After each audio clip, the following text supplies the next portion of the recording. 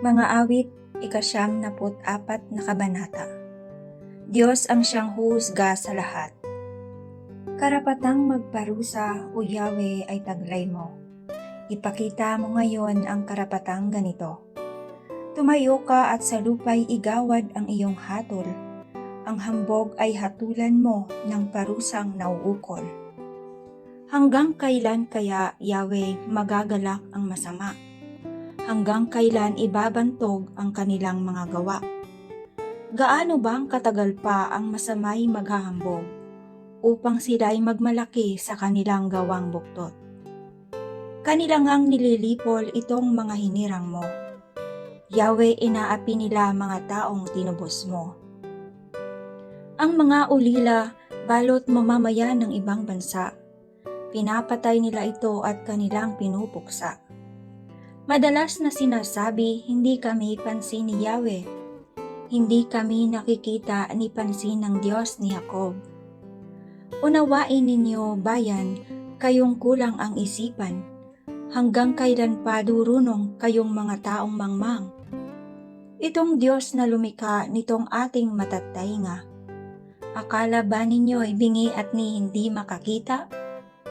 Sa lahat ng mga bansa, di ba siya ang hahatol? Di ba siyang guro nila pagkat siya ang marunong?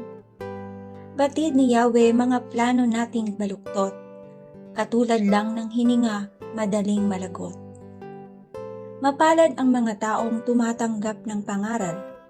Silang sayo'y tumatanggap ng turo sa kautusan. Pagkat sila'y magdaranas ng kapahingahan, hanggang yaong masasamay mahulog sa kanilang hukay. Mga lingkod ni Yahweh ay hindi niya iiwanan. Itong mga hirang niya ay hindi niya tatalikdan. Mababalik sa matuwid ang ganap na katarungan. Diwang ito ang susundin ng tapat ang pamumuhay. Sino kayang kakampi ko sa pagbaka sa masama?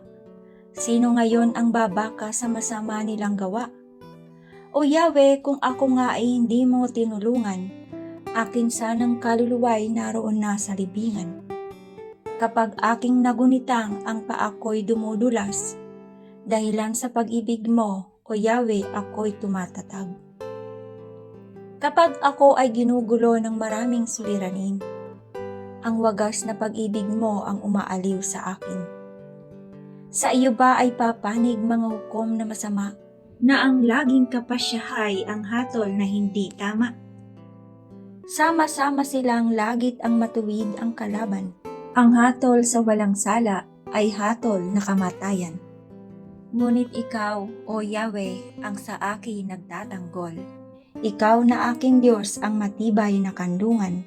Sa masamang gawa nila ay Diyos ang gaganti. Lilipulin niyang lahat pagkat sila'y di mabuti.